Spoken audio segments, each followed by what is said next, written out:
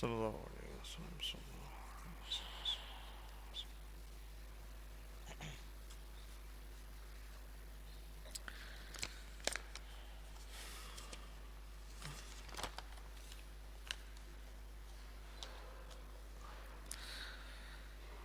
نحمده ونصلي ونسلم على رسوله الكريم أما بعد فأعوذ بالله من الشيطان الرجيم بسم الله الرحمن الرحيم إن الله وملائكته يصلون على النبي يا أيها الذين آمنوا صلوا عليه وسلموا تسليما اللهم صل على سيدنا ومولانا محمد وعلى آل سيدنا ومولانا محمد وبارك وسلم. تمام سامعین کو میری طرف سے السلام علیکم ورحمۃ اللہ وبرکاتہ. آج انشاءاللہ تبارک و تعالی سورہ نور سے ہم درس کا آغاز کریں گے. مدنی صورت ہے، 24 نمبر ہے اس کا ترتیب کے اعتبار سے، اور 102 نمبر ہے اس کا نزول کے اعتبار سے. 64 اس کے اندر آیتیں ہیں اور 9 اس کے اندر رکوعات ہیں. بسم اللہ الرحمن الرحیم، اللہ کے نام سے شروع جو بہت مہربان نہایت رحم فرمانے والا.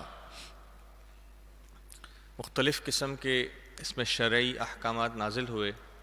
جیسا کہ آپ کا علم ہوگا کہ جو مکی صورتیں ہیں ان میں زیادہ جہنم، جنت، ایمان کا ذکر موجود ہے، اور جو مدنی صورتیں ہیں ان میں مؤمنوں کی تربیت کے لیے، اصلاح کے لیے شرعی احکامات مذکور ہیں. تو اس صورت میں بھی آپ کو کافی شرعی احکامات سننے کو ملیں گے.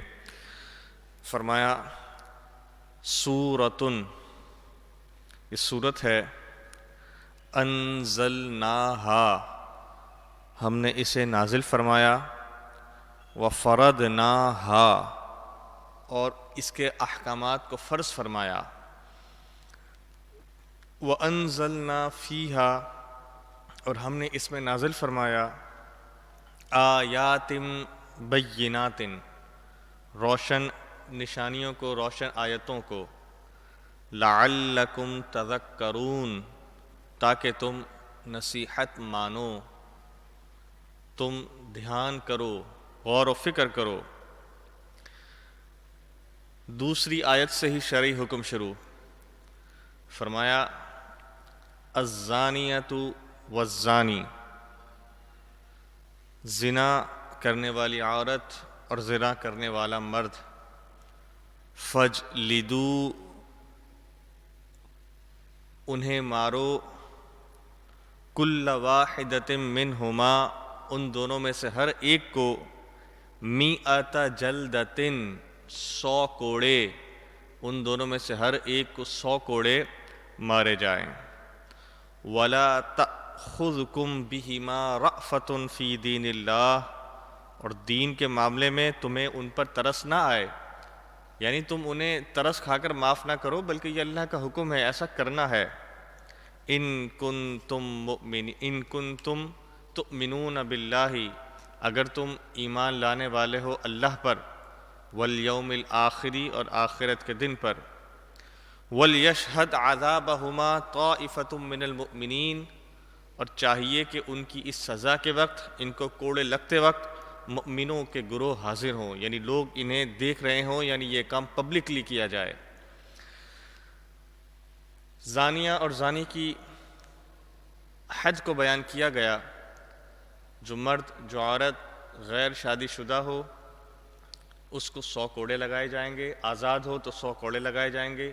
غلاموں کا دور نہیں رہا، ورنہ اگر غلام یا کنیز ہوتی تو 50 کوڑے لگتے.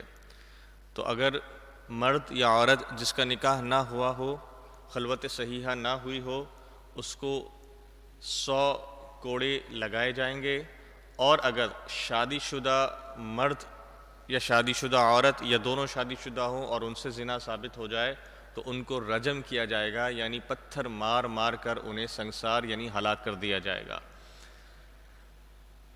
حضور علیہ الصلوۃ والسلام کے پاس ایک شخص آیا ان رجلا من الاعرابی، دیہاتی ایک شخص تھا، جاء الی النبی صلی اللہ تعالیٰ علیہ وآلہ وسلم، حضور علیہ الصلوۃ والسلام کی بارگاہ میں حاضر ہوا، وہو جالس، اس حال میں کہ حضور علیہ الصلوۃ والسلام تشریف فرما تھے، فقال، اس نے عرض کی، یا رسول اللہ، اے اللہ کے رسول، اقضی بکتاب اللہ، اللہ کی کتاب کے ذریعے سے ہمارے درمیان فیصلہ فرمائیے، یعنی جو کتاب اللہ کا فیصلہ ہے وہ ہمارے درمیان فرمائیے۔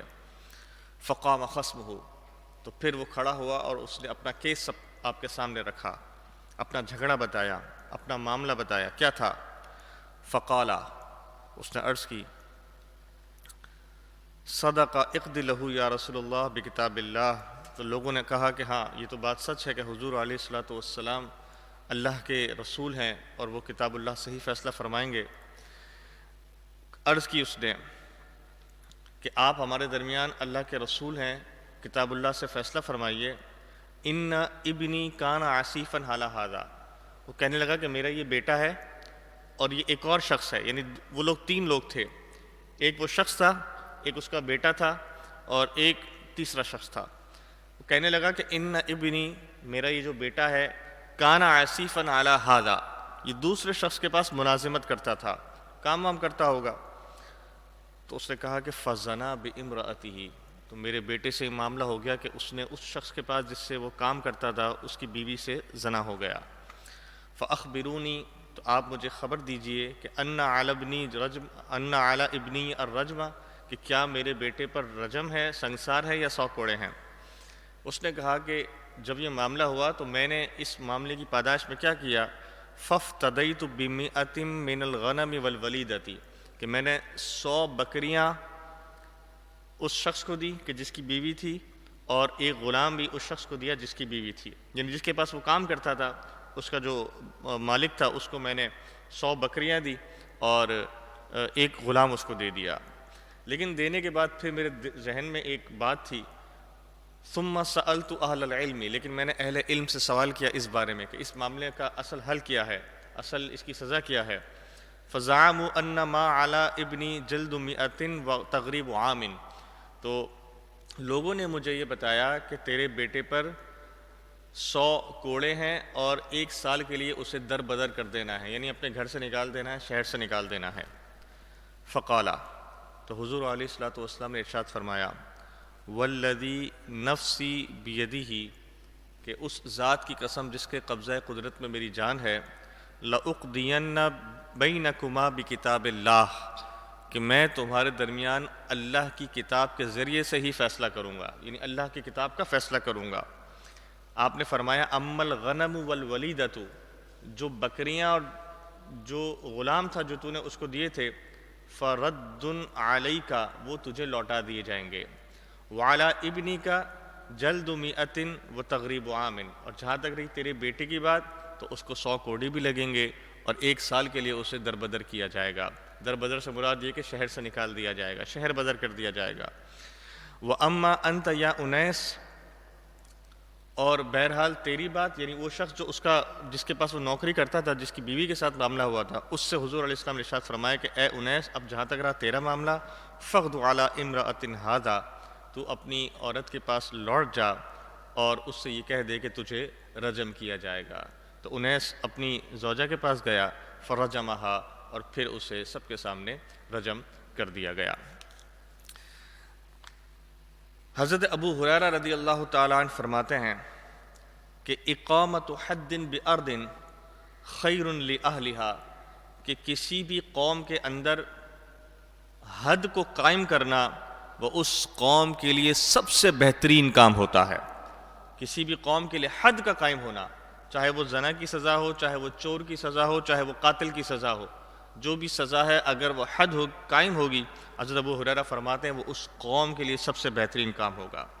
حضور علیہ الصلوۃ والسلام کی حدیث ہے، آپ علیہ الصلوۃ والسلام نے ارشاد فرمایا، یا معشر الناس، اے لوگو، اتقوا الزنا، زنا سے بچو، فإن فیہ 6 خصال، کہ اس میں 6 برائیاں ہیں، 3 فی الدنیا، 3 دنیا کے اندر، و3 فی الآخرہ، اور 3 آخرت کے اندر۔ آپ نے فرمایا فَأَمَّا اللَّاتِي فِي الدُّنْيَا، وہ برائیاں جو دنیا میں تم دیکھو گے زنا کرنے والا دنیا میں دیکھے گا، فرمایا فَيَذْبَحُ الْبَهَا، فرمایا اللہ تبارک و تعالیٰ اس کی شان و شوکت کو اس سے چھین لے گا۔ فرمایا وَيُورِثُ الْفَقْرَ، اور فرمایا اللہ تبارک و تعالیٰ جب وہ مرے گا تو اس کے جو ورثہ ہے وہ فقیر ہو جائیں گے۔ اور فرمایا وَيَنْقُضُ الْعُمْرَ، اور فرمایا کہ اس کی عمر کو گھٹا دیا جائے گا۔ وَأَمَّا اللَّاتِي فِي الْآخِرَةِ، اور فرمایا جو آخرت میں 3 سزائیں ملیں گی، فرمایا فَيُوجِبُ السَّخْطَ، اس پر ذلت اور رسوائی کو مسلط کر دیا جائے گا۔ وَسُوءَ الْحِسَابِ، اس کا حساب سختی سے لیا جائے گا۔ فرمایا وَالْخُلُودَ فِي النَّارِ، اور اسے آگ میں ہمیشہ ہمیشہ جلنا ہوگا۔ زنا کی سزائیں ہیں۔ اللہ تبارک و تعالی ہمیں اس قسم کے فحش کاموں سے بچنے کی توفیق عطا فرمائے۔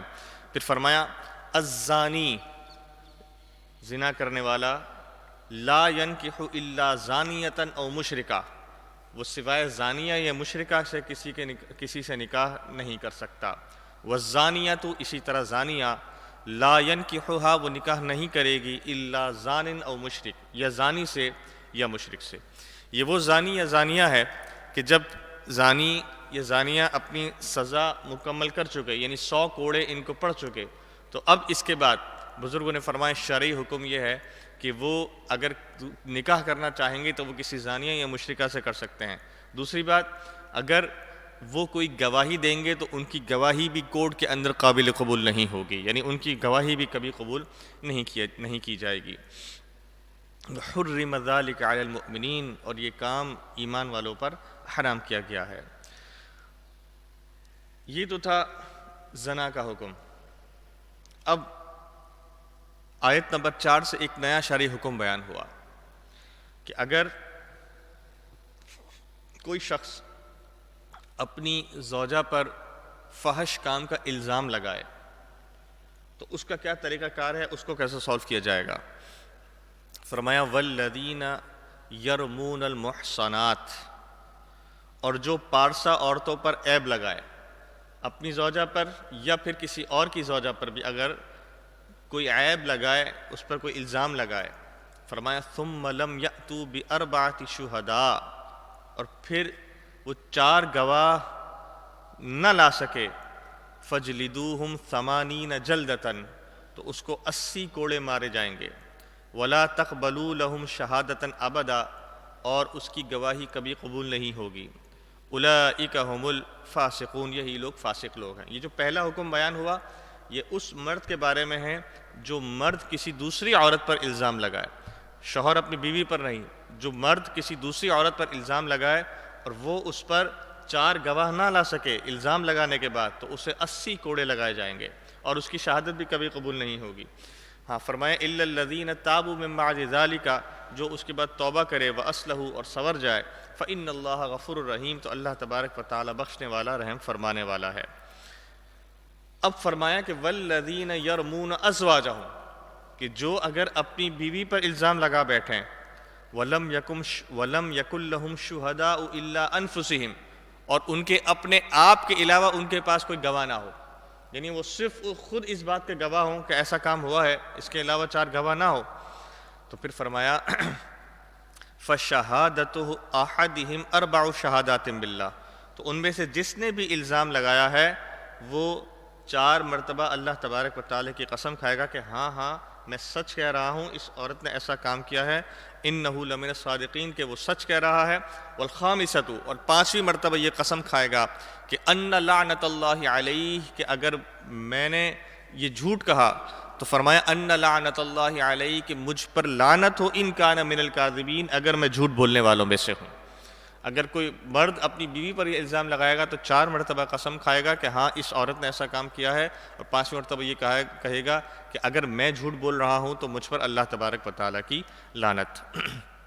وَيَدْرَأُ عَنْهَا الْعَذَابَ، اور عورت سے بھی اسی طرح سزا ٹل جائے گی کہ ان تشہد 4 شہادات باللہ، کہ وہ عورت جب اس نے الزام لگایا گواہ نہ لا سکا تو اب عورت 4 مرتبہ یہ قسم کھائے کہ ان تشہد 4 شہادات باللہ انہ لمن الکاذبین، کہ وہ یہ 4 مرتبہ قسم کھا لے کہ یہ مرد جھوٹ بول رہا ہے، میں نے ایسا کوئی کام نہیں کیا، والخامسۃ، اور 5ویں مرتبہ یہ قسم کھائے کہ ان غضب اللہ علیہا، کہ مجھ پر اللہ تبارک و تعالیٰ کا غضب ہو اگر یہ مرد سچ بول رہا ہے۔ اگر مرد نے اپنی بیوی پر الزام لگایا تو مرد 4 مرتبہ یہ قسم کھائے گا کہ اس نے ایسا کیا ہے، مجھ پر اللہ کی لعنت اگر میں جھوٹ کہہ رہا ہوں، اور عورت اس کے جواب میں یہ کہے گی یا تو قبول کر لے، قبول نہیں کرے گی تو یہ قسم کھائے گی کہ نہیں، یہ شخص جھوٹ کہہ رہا ہے، میں نے ایسا کوئی کام نہیں کیا اور مجھ پر اللہ کا غضب اگر میں نے ایسا کوئی کام کیا ہو تو۔ لیکن جب یہ معاملہ ہو جائے تو اس معاملے کے بعد دونوں کو ہمیشہ ہمیشہ کے لیے جدا کر دیا جائے گا، اب وہ مرد اور عورت ایک دوسرے کے ساتھ نہیں رہ سکتے۔ حضور علیہ الصلوۃ والسلام کے دور میں ایک مرتبہ ہلال بن امیہ نے اپنی زوجہ کے ساتھ ایسا معاملہ کیا، اور انہوں نے یہ بات کہی کہ میری زوجہ کا شریک بن سحمہ، یہ ایک شخص تھے، اس کے ساتھ معاملہ ہے۔ فقال النبی صلی اللہ تعالیٰ علیہ وآلہ وسلم، تو حضور علیہ الصلوۃ والسلام نے ارشاد فرمایا، البینۃ او حد فی ظہرک، بھائی دیکھ لے، یا گواہ لیا یا پھر تجھے حد دینی پڑے گی۔ فقال یا رسول اللہ، تو انہوں نے عرض کی یا رسول اللہ، اذا رأى احدنا على امرأته رجلا ينطلق يلتمس البینہ، آپ نے عرض کی کہ جب کوئی شخص اپنی بیوی کو اس طرح کا کام کرتے دیکھے گا تو کیا وہ گواہ ڈھونڈنے کے لیے جائے گا؟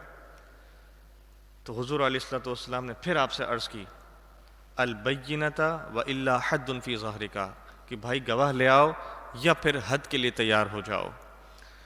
فقال ہلال، تو حضرت ہلال نے عرض کی کہ والذی بعثک بالحق، آپ نے عرض کی کہ یا رسول اللہ، جس اللہ تبارک و تعالیٰ نے آپ کو اپنا سچا نبی مبعوث فرمایا ہے، میں ان کی قسم کھا کر کہتا ہوں، میں اس رب کی قسم کھا کر کہتا ہوں کہ انی لصادق، میں سچ کہہ رہا ہوں۔ اب جب آپ نے یہ بات کہی، فَلَيُنزِلَنَّ اللَّهُ مَا يُبَرِّئُ الظَّهْرِ مِنَ الْحَدِّ، تو آپ کی یہ بات عرض کرنے پر اللہ تبارک و تعالیٰ نے ان آیتوں کو نزول فرمایا کہ یہ شخص سچ کہہ رہا ہے، ان کی بیوی کا ایسا معاملہ ہے، لیکن اب مسئلہ یہ کہ ان کے درمیان مسئلے کو حل کیسے کیا جائے، تو پھر اللہ تبارک و تعالیٰ نے یہ قسمیں کھانے والا معاملہ فرمایا کہ جب دونوں میاں بیوی ایک دوسرے کے ساتھ اس طرح کی قسم کھا لیں گے تو دونوں بری ہو جائیں گے، یعنی مرد قسم کھا لے کہ یہ میں سچ کہہ رہا ہوں، اس نے ایسا کام کیا ہے، یا تو عورت قبول کر لے، عورت قبول نہیں کرتی تو عورت بھی یہ قسم کھا لے، لیکن اس طرح کیا ہوگا کہ دونوں کا معاملہ حل ہو جائے گا۔ اب حضرت جبرائیل علیہ السلام حاضر ہوئے، یہ آیت نازل ہوئی، تو حضور علیہ السلام نے حضرت ہلال سے ارشاد فرمایا کہ آپ اگر 4 مرتبہ یہ قسم کھا لیں کہ انہوں نے ایسا کام کیا ہے، اور 5ویں مرتبہ یہ کہیں کہ آپ پر اللہ کی لعنت اگر آپ جھوٹ کہہ رہے ہوں، تو پھر آپ کا معاملہ آگے بڑھاتے ہیں۔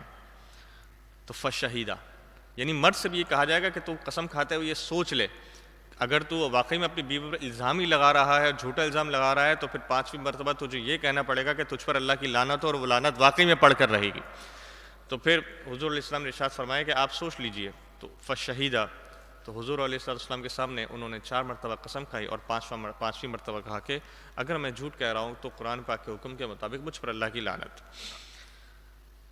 والنبی صلی اللہ تعالیٰ علیہ وآلہ وسلم، اب جب ایسا ہوا تو حضور علیہ السلام نے ان کی زوجہ کو بلایا، اور آپ نے ارشاد فرمایا کہ اب آپ بھی قسم کھائیے، اور قسم کھانے سے پہلے آپ نے یہ جملہ ارشاد فرمایا کہ ان اللہ یعلم، کہ اللہ تبارک و تعالی جانتا ہے کہ ان احدکما کاذب، کہ تم میں سے کوئی ایک جھوٹ بول رہا ہے، اللہ تبارک و تعالی جانتا ہے کہ تم میں سے کوئی ایک جھوٹ بول رہا ہے، فہل منکما تائب، تو تم میں سے جو توبہ کرنا چاہتا ہو وہ توبہ کر لے، یا الزام لگانے والا توبہ کر لے، یا اگر عورت سے یہ کام کیا ہے تو وہ توبہ کر لے۔ اب جب یہ بات کہی تو پھر کہا کہ اب آپ اپنی گواہی دیجئے، یا تو قبول کر لیجئے یا قسم کھا لیجئے قرآن کے حکم کے مطابق۔ ثم قامت، وہ کھڑی ہوئیں، فشہیدت، اور جو ان کی زوجہ تھی انہوں نے بھی گواہی دے دی۔ لیکن جب فلما کانت الخامسۃ، جب 5ویں مرتبہ قسم کھانی تھی نا کہ مجھ پر اللہ تبارک و تعالیٰ کا غضب اگر میں جھوٹ کہہ رہی ہوں اور یہ شخص سچ کہہ رہا ہے، جب یہ 5ویں مرتبہ قسم کھانی تھی، وقفوها، تو وہ تھوڑی دیر کے لیے خاموش ہو گئی۔ وقالوا انہا موجبۃ، تو لوگ یہ گمان کرنے لگے کہ شاید اب یہ تسلیم کر لیں گی، لیکن تھوڑی دیر وہ ٹھہری اور تھوڑی دیر ٹھہرنے کے بعد پھر انہوں نے 5ویں مرتبہ قسم کھا لی اور اپنے آپ کو اس معاملے سے بری کر لیا. اب ان دونوں کے درمیان جدائی کر دی گئی. حضور علیہ الصلوۃ والسلام نے ارشاد فرمایا کہ ان دونوں کا معاملہ اپنے رب کے ساتھ اب ہو گیا, ان دونوں کا معاملہ اب ان کے رب کے سپرد ہو گیا. ان میں سے جو سچ کہہ رہا ہوگا اللہ تبارک و تعالیٰ اسے عزت عطا فرمائے گا, اور جو جھوٹ کہہ رہا ہوگا اللہ تبارک و تعالیٰ اس پر اپنا غضب نازل فرمائے گا. تو اس طرح کر کے یہ آیتیں نازل ہوئیں. تو فرمایا کہ جب مرد اپنی زوجہ پر اس طرح کا الزام لگائے گا تو اس کے ساتھ براءت کا یہ معاملہ ہے. پھر فرمایا وَلَوْلَا فَضْلُ اللَّهِ عَلَيْكُمْ, اور اگر اللہ تبارک و تعالیٰ کا فضل تم پر نہ ہوتا, وَرَحْمَتُهُ, اور اس کی رحمت نہ ہوتی, وَأَنَّ اللَّهَ تَوَّابٌ حَكِيمٌ, تو سن لو اللہ تبارک و تعالیٰ تمہاری توبہ قبول فرمانے والا اور حکمت والا ہے, لیکن وہ تمہارے پردوں کو پھر کھول دیتا. یعنی اگر اللہ تبارک و تعالیٰ نے اس طرح تمہارے معاملے کو حل نہ فرمایا ہوتا تو پھر کسی ایک نہ ایک کو سزا ضرور مل جانی تھی. رکوع کا اختتام ہوا. اس رکوع کے شروع میں ہم نے زانی اور زانیہ کی سزا سنی کہ اگر زانی اور زانیہ غیر شادی شدہ ہیں تو ان کو 100 کوڑے لگائے جائیں گے, اور اگر شادی شدہ ہیں تو ان کو رجم کر دیا جائے گا, یعنی انہیں پتھر مار مار کر ہلاک کر دیا جائے گا. یہاں پر بزرگوں نے ایک بڑی خوبصورت بات لکھی کہ جس شخص سے انسان خطا کا پتلا ہے, انسان ہے, اس سے گناہ ہو جاتا ہے, لیکن جو شخص گناہ کرنے کے بعد خود اپنے آپ کو سزا کے لیے پیش کر دے, خود اپنے آپ کو اعتراف جرم کر کے سزا کے لیے پیش کر لے, یعنی کسی سے اگر زنا ہو گیا وہ خود 4 مرتبہ قبول کر لے کہ ہاں مجھ سے کام ہوا ہے, مجھ سے غلطی ہوئی ہے, 4 مرتبہ قبول کر لے, اور جو شرعی حد ہے اس شرعی حد کو وہ تسلیم کر لے اور اس کو سہ لے, اس کو قبول کر لے, تو بزرگوں نے فرمایا اللہ تبارک و تعالیٰ اس کو اس گناہ سے پاک فرما دے گا. یہ اللہ تبارک و تعالیٰ کی رحمت ہے, لیکن اس کے لیے ضروری ہے کہ انسان دل سے تائب ہو اور خود حاضر ہو اور اپنے آپ کو پیش کرے. اس کے بعد پھر ہم نے اس رکوع کے اندر یہ بھی سماعت کیا کہ کوئی شخص اگر کسی پارسا عورت کے اوپر, نیک عورت کے اوپر, پاک دامن عورت کے اوپر الزام لگائے برے کام کا, اور پھر وہ اس پر گواہی نہ لا سکے, 4 گواہ نہ لا سکے, تو اسے 80 کوڑے لگائے جائیں گے. کوئی مرد اگر اپنی عورت کو یہ کام کرتا ہوا دیکھے, کوئی شخص اپنی بیوی کو یہ کام کرتا ہوا دیکھے, اور پھر اگر اس پر الزام لگائے, تو پھر ان دونوں کے درمیان آپس میں فیصلے کا طریقہ یہ ہے کہ مرد 4 مرتبہ قسم کھائے کہ میں سچ کہہ رہا ہوں, یہ جھوٹ کہہ رہی ہے, اور اس عورت قسم کھائے کہ یہ شخص جھوٹ کہہ رہا ہے, میرا شوہر جھوٹ کہہ رہا ہے, میں سچ کہہ رہی ہوں. اگر دونوں قسم کھا لیں گے تو پھر دونوں کا معاملہ اللہ کے سپر ضرور چلا جائے گا, لیکن اب ان دونوں کے درمیان ہمیشہ ہمیشہ کے لیے جدائی کرتی جائے گی. رکوع کا اختتام ہوا. اب ہم اگلے رکوع کے اندر واقعہ افک کو سماعت کریں گے. بڑا مشہور واقعہ حضرت عائشہ رضی اللہ تعالی عنہا کا, وہ انشاءاللہ ہم سماعت کریں گے. ایک مرتبہ بآواز بلند درود پاک پڑھ لیجیے. اللہم صلی علی سیدنا.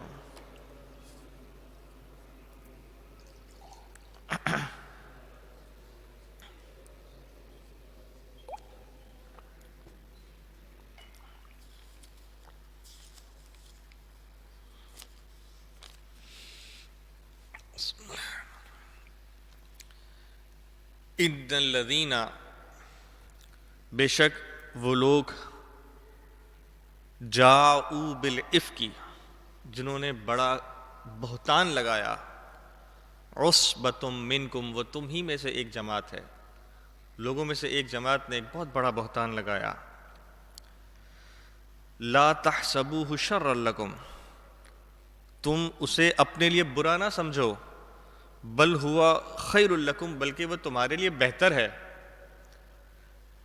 اللہ تبارک و تعالی نے ایسا کرم فرمایا کہ جب یہ واقعہ افک ہوا, اب یہ سماعت کریں گے, آپ سے پورا عرض کروں گا, اللہ تبارک و تعالی نے ایسا کرم فرمایا کہ حضرت عائشہ رضی اللہ تعالی عنہ کی براءت میں قرآن پاک کی آیتوں کو نازل فرمایا. تو فرمایا لا تحسبوہ شرا لکم, اسے اپنے لیے برا نہ سمجھو, بل ہوا خیر لکم, وہ تو تمہارے لیے بہتر ہے. یہ واقعہ غزوہ بنی مستلق سے جب واپسی ہو رہی تھی اس وقت کا واقعہ ہے, اور میں آپ کے سامنے یہ جو واقعے کی جو خود بیان فرمانے والی حضرت عائشہ صدیقہ رضی اللہ تعالیٰ عنہ, میں ان کی زبانی آپ کو یہ واقعہ سناتا ہوں. حضرت عائشہ صدیقہ رضی اللہ تعالیٰ عنہ کی بڑی طویل حدیث ہے, بخاری مسلم شریف کے اندر موجود ہے, میں وہ پڑھتا جاتا ہوں اور آپ سنتے جائیے. حضرت عائشہ کے خود کے یہ الفاظ ہیں, آپ کو انشاءاللہ تبارک و تعالیٰ سن کر بھی سرور ملے گا. ان عائشہ قالت، حضرت عائشہ رضی اللہ تعالیٰ فرماتی ہیں کہ کان رسول اللہ صلی اللہ تعالیٰ علیہ وآلہ وسلم، حضور علیہ الصلوۃ والسلام، اذا اراد ان یخرج سفرا، جب آپ سفر کا ارادہ فرماتے، اقرع بین ازواجہ، تو وہ اپنی ازواج کے درمیان قرعہ ڈالتے. آپ کی ازواج تھی، آپ قرعہ ڈالتے، جس کے نام قرعہ نکلتا آپ اس سے اپنے ساتھ سفر پر لے جاتے. فأیتہن خرج سہمہا خرج بہا معہ، جس کے نام قرعہ نکلتا حضرت عائشہ فرماتی ہیں وہ حضور کے ساتھ سفر فرماتی. فأقرع بیننا فی غزات غزاہا، تو آپ کے غزوات میں سے ایک غزوہ میں، غزوہ بنی مصطلق میں میرا نام نکلا.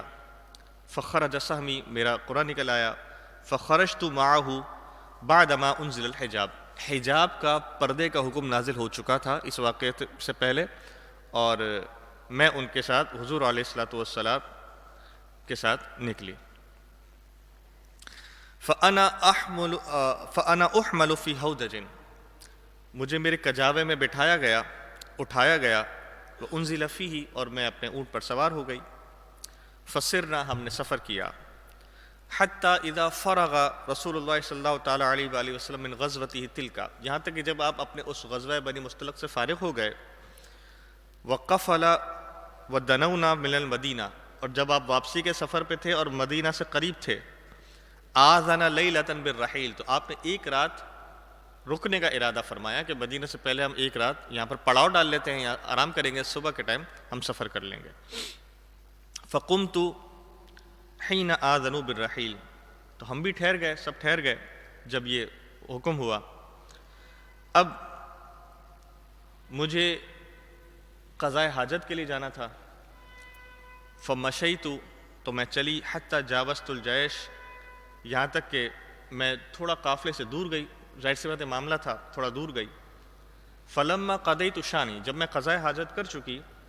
اقبلت الی الرحل، تو میں اپنے واپس اونٹ کی طرف آنے لگی، کجاوے کی طرف آنے لگی. فلمست صدری، میں نے اپنے سینے پر ہاتھ رکھا. تو جب سینے پر ہاتھ رکھا تو فاذا عقد لی من جزع اسفار، میرا ایک موتیوں کا ہار تھا. قد انقطع، وہ غائب ہو گیا. مطلب میں نے جب ہاتھ رکھا تو مجھے پتہ لگا کہ میں نے ہار پہنا ہوا تھا، وہ ہار تو غائب ہو گیا. اب فرجعت، میں واپس اس جگہ لوٹی جہاں میں گئی تھی. فالتمست عقدی، میں نے اپنا ہار ڈھونڈنا شروع کیا. فحبسنی ابتغاؤہ، اب اس ڈھونڈنے میں مشغول ہو گئی. فاقبل الذی یرحلون لی، اتنے میں کیا ہوا کہ قافلے کو واپس چلنے کا حکم ہوا کہ بس واپس چلتے ہیں، یعنی پڑاؤ جو ڈالا تھا بس ختم، اب پڑاؤ ڈال کے واپسی چلتے ہیں.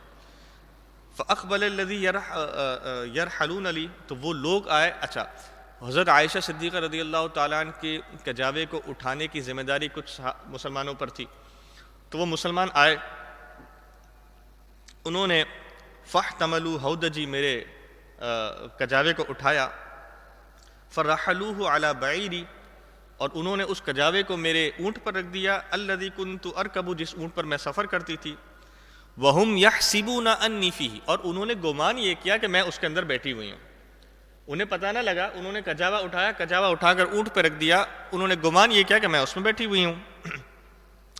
اچھا، اب آپ وضاحت بھی فرماتی، آپ فرماتی وکان النساء، اور جو عورتیں ہوتی تھیں، اذا ذاک جفافا، اس زمانے کی جو عورتیں ہوتی تھیں، لم یثقلن ولم یغشہن اللحم، اس زمانے کی عورتیں بہت زیادہ موٹی تازی نہیں ہوا کرتی تھیں، بڑی سلم ہوا کرتی تھیں. اور آپ فرماتی وَإِمَّا يَأْكُلْنَ الْعُلْقَةَ مِنَ الطَّعَامِ، اور جو ہے نا بہت کم کھانا کھایا کرتی تھیں. فلم یستنکر القوم حین رفعہ، تو جب کسی کا وزن بہت کم ہو، تو جب انسان کوئی چیز اٹھاتا ہے تو وزن کم ہونے کی وجہ سے اسے اتنا محسوس نہیں ہوتا. تو آپ فرماتی فلم یستنکر القوم حین رفعہ ثقل الہودج، تو جو کجاوے کا ایک تو اپنا وزن تھا، تو اس اپنے وزن کی وجہ سے ان لوگوں نے یہ محسوس نہ کر سکے کہ میں اس کے اندر موجود نہیں ہوں. فاحتملوہ، انہوں نے اسے اٹھایا. وکنت جاریۃ حدیث السنی، اچھا دوسری وجہ یہ بھی تھی کہ وجاریۃ حدیث السنی، کہ میں ایک کم عمر لڑکی، مطلب میری عمر کم تھی اس وقت. جب عمر کم ہوتی ہے تو آٹومیٹکلی وزن بھی کم ہوتا ہے، یہ قدرتی بات ہے. آپ فرمائے میری عمر بھی چھوٹی تھی اور وزن بھی کم تھا، اس لیے انہیں فیل نہ ہوا. فبعثوا الجمل وساروا، انہوں نے کجاوے کو اونٹ پر رکھا اور اونٹ چلتا بنا، وہ قافلہ چلتا بنا. اب ہوا کیا، فوجدت عقدی بعدما استمر الجیش، جب قافلہ وہاں سے چلا گیا، مجھے نہیں پتا تھا قافلہ چلا گیا، لیکن جب قافلہ وہاں سے چلا گیا تو اتنے میں مجھے میرا ہار مل گیا۔ بعض نے فرمایا کہ رستے میں کہیں گر گیا تھا، بعضوں نے فرمایا کہ وہ اسی اونٹ کے نیچے تھا جس اونٹ پہ آپ سوار ہوتی تھی۔ بہرحال لیکن آپ فرماتی ہے کہ فاستمر الجیش، جب وہ قافلہ گزر گیا، فوجدت عقدی، مجھے میرا ہار مل گیا۔ لیکن اب ہوا کیا، فجئت منزلہم، لیکن جب میں اپنی منزل پر پہنچی جہاں میرا اونٹ موجود تھا، ولیس فیہ احد، وہاں پر تو کوئی موجود ہی نہیں تھا۔ اچھا جناب، فاممت منزلی الذی کنت بہ، اب آپ گھبرائی نہیں، پریشان نہیں ہوئی، آپ کو طریقہ کار معلوم تھا تو آپ نے وہیں ٹھہرنا مناسب سمجھا، کیونکہ آپ کو معلوم تھا کہ ڈیفینیٹلی جب وہ مجھے نہیں پائیں گے تو مجھے واپس اسی جگہ ڈھونڈنے آئیں گے جہاں پر میں ان کو آخری مرتبہ ملی تھی، تو یہیں پر آئیں گے، تو میں اگر یہاں سے آگے پیچھے ہو گئی تو وہ مجھے ڈھونڈ نہیں پائیں گے، تو آپ وہیں پر تشریف فرما ہو گئی۔ تو آپ فرماتی فاممت منزلی الذی کنت بہ، میں اس جگہ پر بیٹھ گئی جہاں پر میں تھی، فظننت انہم سیفقدونی فیرجعون الی، یقیناً جب وہ مجھے نہیں پائیں گے مجھے ڈھونڈنے کے لیے آئیں گے۔ فبینا انا جالست، تو ہوا یہ کہ جب میں بیٹھی ہوئی تھی، غلبتنی عینایا، تو مجھے نیند کا غلبہ ہونے لگا، فنمت، اور میں سو گئی۔ وکان صفوان بن معطل السلمی الذکوانی، حضرت صفوان بن معطل السلمی ذکوانی من وراء الجیش، وہ قافلے کے پیچھے چلا کرتے تھے، ان کی ڈیوٹی تھی کہ آپ قافلے کے پیچھے پیچھے چلیں گے تاکہ اگر کسی کا کوئی سامان رہ گیا ہو، کوئی چیز، کوئی معاملہ ہو گیا ہو تو آپ پیچھے پیچھے اس معاملے کو سولو کرتے ہوئے آئیں۔ تو اس وقت حضرت صفوان بن معطل سلمی ذکوانی، آپ کی یہ ڈیوٹی تھی، وہ قافلے کے پیچھے آپ کی ڈیوٹی تھی۔ فاصبح عند منزلی، میں نے صبح کے جب صبح ہونے لگی تو میری آنکھ کھلی اس وقت، اور فرآ سواد انسان نائم فاتانی، تو اب ہوا یہ کہ حضرت میری آنکھ کھلی اور اتنے میں نے دیکھا کہ ایک شخص میری طرف آ رہے ہیں، یعنی حضرت صفوان بن معطل جو تھے، انہوں نے ایک انسان کو سوتا ہوا پایا، انہوں نے مجھے دیکھا، میں نے ان کو دیکھا، انہوں نے ایک انسان کو سوتا ہوا پایا۔ اچھا، اب یہ جو حضرت صفوان تھے، آپ فرماتی کہ وکان یرانی قبل الحجاب، حجاب کا یعنی پردے کا حکم نازل ہونے سے پہلے آپ نے مجھے دیکھا تھا، میری عمر چھوٹی تھی تو چھوٹی عمر میں آپ نے مجھے دیکھا تھا۔ فاستيقظت باسترجاعه حين اناخ راحلتي، اب انہوں نے کیا کیا، وہ قریب آئے، تھوڑا قریب آئے اور انہوں نے اپنے اونٹ کو بٹھایا، تو ان کے جو اونٹ کے بٹھانے کی آواز تھی نا، جو خاص قسم کی آواز نکالتے اونٹ کو بٹھانے کے لیے، جانور کو بٹھانے کے لیے، تو انہوں نے اس آواز سے اونٹ کو بٹھایا۔ جب انہوں نے وہ آواز نکالی تو اس آواز سے میں مزید بیدار ہو گئی، میری آنکھ بالکل کھل گئی۔ تو آپ فرماتی ہیں کہ فوطئ یدہا فرکبتها، تو انہوں نے مجھے ہاتھ سے اشارہ کیا، میں اس اونٹ پر سوار ہو گئی۔ فانطلق یقود بی الراحلہ، تو یہاں تک کہ ہم اس ساتھ چلنے لگے، یعنی حضرت صفوان میں مختلف اقوال ہیں، بعض فرماتے ہیں حضرت جو صفوان تھے وہ پیچھے چل رہے تھے، بعض نے فرمایا آپ آگے چل رہے تھے، آپ سواری سے کافی آگے تھے، اور آپ فرماتی ہیں کہ میں اونٹ پر ان کے پیچھے پیچھے چل رہی تھی۔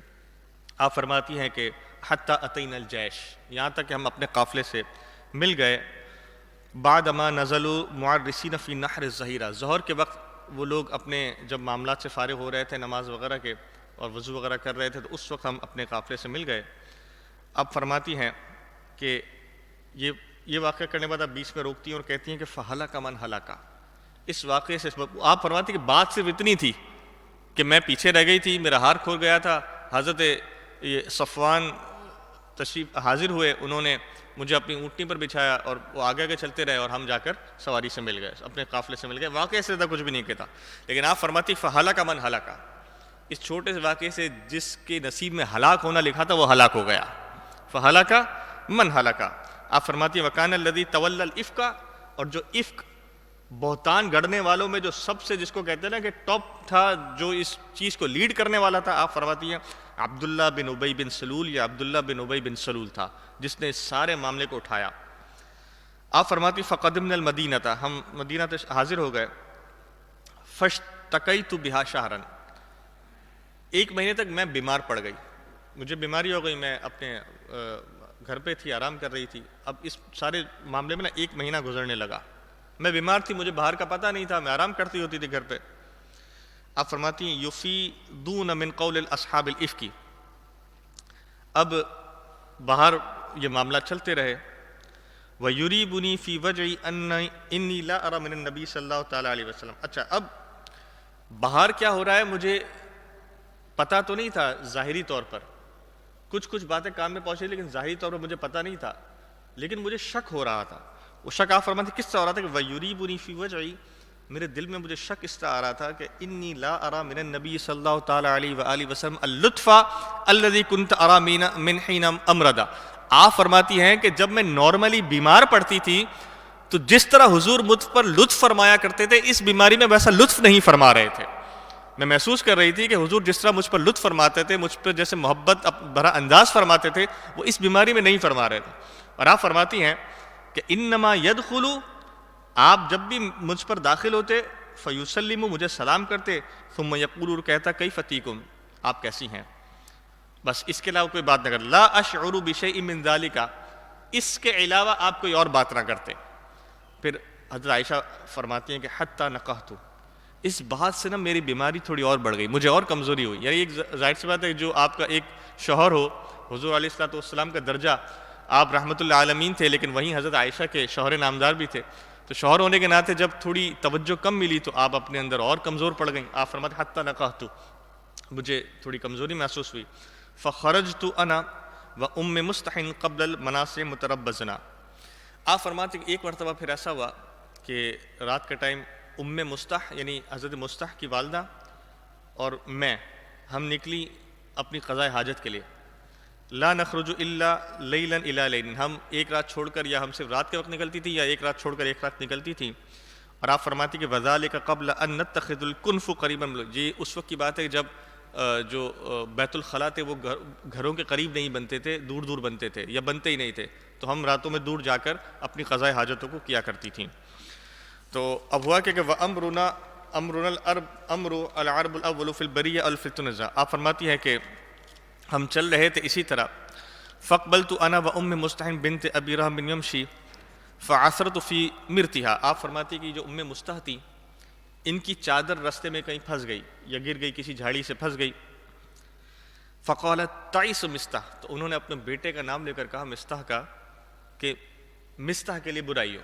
اب والدہ لے گئے مستح کے لیے برائی، مستح کا برا ہو. فَقُلْتُ لَهَا، تو میں نے ان سے عرض کی بِئْسَ مَا قُلْتِ، کہ آپ یہ کیا بات کر رہی ہیں ام مستح، اَتَسَبِّينَ رَجُلًا شَهِدَ بَدْرًا، آپ اس شخص کے بارے میں برا کلام کر رہی ہیں کہ جس نے غزوہ بدر کے اندر حصہ لیا تھا. غزوہ بدر، اصحاب بدر کو تو اپنا مقام ہے، تو غزوہ بدر میں شریک ہونے والے ایک شخص کے بارے میں آپ ایسی بات کر رہی ہیں. فقالت، تو ام مستح کہنے لگی یا ہنتاہ، اے میری پیاری بچی، الم تسمعی ما قالو، آپ کو علم نہیں ہے کہ لوگ آپ کے بارے میں کیا بات کر رہے ہیں. فاخبرتنی بقول اہل الافک، تو اس وقت انہوں نے مجھے ساری باتیں لوگوں کے بیان کی کہ لوگ آپ کے بارے میں اس طرح کی باتیں کر رہے ہیں. اب ہوا کیا کہ جو عبداللہ بن ابی بن سلول تھا، اس نے معاذ اللہ حضرت صفوان اور حضرت عائشہ کے متعلق غلط الزام لگایا کہ جب یہ دونوں اکیلے آ رہے تھے تو عبداللہ بن ابی بن سلول نے غلط الزام لگایا. اور ایک پاک دامن عورت پر اس طرح کا الزام لگنا ایسا ہوتا ہے کہ زمین کھلے اور وہ اس کے اندر چلی جائے، اس سے بڑھ کر کوئی چیز اور محسوس نہیں ہوتی. اب جب حضرت عائشہ رضی اللہ تعالیٰ نے بات سنی، ام المؤمنین ہماری ماں جب یہ بات سنی تو آپ فرماتی فزدت مرضا الی مردی، میں پہلے ہی بیمار تھی، میں مزید بیمار پڑ گئی یہ بات سن کر. فلما رجعت الی بیتی، اب اپنے گھر لوٹی اور میری حالت بالکل اور زیادہ مزید خراب ہو گئی بیماری سے. فرجعت الی بیتی، جب میں گھر لوٹی دخل علی رسول اللہ صلی اللہ تعالیٰ علیہ وسلم، تو حضور علیہ الصلوۃ والسلام پھر میرے حجرے میں تشریف لائے. فسلم، انہوں نے سلام کیا. فقال، اور ارشاد فرمائیں کیف تیکم، آپ کیسی ہیں. تو میں نے جواباً ارشاد فرمایا ٹھیک ہے. اور پھر آپ عرض کرتی ہیں کہ فقلت، آپ کہتی ہیں کہ ذنولی الی ابویہ، میں نے حضور علیہ الصلوۃ والسلام سے اپنے والدین کے پاس جانے کے لیے اجازت چاہی کہ میں اپنی امی ابو کے پاس، حضرت ابوبکر صدیق رضی اللہ تعالیٰ عنہ کے پاس میں جانا چاہتی ہوں. قالت وانا حینئذ اريد ان استيقن الخبر من قبلهما، میرے ذہن میں یہ بات تھی کہ میں ان کے پاس جاؤں گی اور ان سے اس بات کی تصدیق کروں گی، میرے والدین سے، کہ اس بارے میں وہ لوگ کیا کہہ رہے ہیں اور کیا معاملہ ہے. فاذن لی رسول اللہ صلی اللہ تعالیٰ علیہ وآلہ وسلم، حضور علیہ الصلوۃ والسلام نے مجھے اس بات کی اجازت دے دی، ٹھیک ہے آپ جا سکتی ہیں. فاتیت ابویہ، اب میں اپنے والدین کے پاس آئی، حضرت ابوبکر صدیق کے پاس، اپنی والدہ کے پاس. فقلت لامی، میں نے اپنی والدہ سے یہ کہا ما یتحدث بہ الناس، لوگ یہ کس طرح کی باتیں کر رہے ہیں؟ فقالت، تو میری والدہ نے ارشاد فرمایا یا بنیتا، اے میری پیاری بیٹی، ہوینی علی نفسک الشانہ، اپنے دل پر بوجھ مت رکھ، اپنے دل کو بھاری نہ کر. فواللہ لقل ما كانت امرأة قط ودیعة عند رجل يحبها، جب بھی کوئی عورت کسی مرد کے پاس یعنی کسی شوہر اپنے شوہر کے پاس ہوتی ہے اور ایسا شوہر جو اس سے محبت کرتا ہو، وَلَهَا ضَرَائِرٌ إِلَّا أَكْثُرْنَ عَلَيْهَا، اور اس کی دوسری سوتنیں بھی ہوں، تو ایسا ہو جاتا ہے کہ دوسرے لوگ اس سے حسد کا شکار ہو جاتے ہیں. ایک عورت جس سے اس کا شوہر محبت کرتا ہو تو اس عورت سے دوسرے لوگ دوسری عورتیں حسد کا شکار ہو جاتی ہیں. تو آپ کی والدہ کہتی ہیں کہ لا اکثرنا علیہ، یہ کوئی بڑی بات نہیں ہے، ایسا ہوتا رہتا ہے، آپ نے صبر کرنا ہے. فقلت، تو آپ فرماتی ہیں سبحان اللہ، اللہ تبارک و تعالیٰ کی پاکی ہے. وَلَقَدْ يَتَحَدَّثُ النَّاسُ بِهَذَا قَالَتْ فَبِتُّ تِلْكَ اللَّيْلَ، آپ کہتی ہیں کہ میں نے یہ بات کہی کہ اللہ تبارک و تعالیٰ کے لیے بڑائی ہو یہ بات سن کر، لیکن آپ کہتی ہیں کہ فَبِتُّ تِلْكَ اللَّيْلَةَ حَتَّى أَصْبَحْتُ لَا يَرْقَى لِي دَمْعٌ وَلَا أَكْتَحِلُ بِنَوْمٍ. آپ فرماتی ہیں کہ رات میں کوئی ایک لمحہ ایسا نہ آیا جس وقت میرے آنسو بہنا بند نہ ہوئے ہیں اور مجھے نیند آئی ہو، یعنی میں مسلسل پوری رات روتی رہی. اب ثم اصبحت، صبح ہو گئی.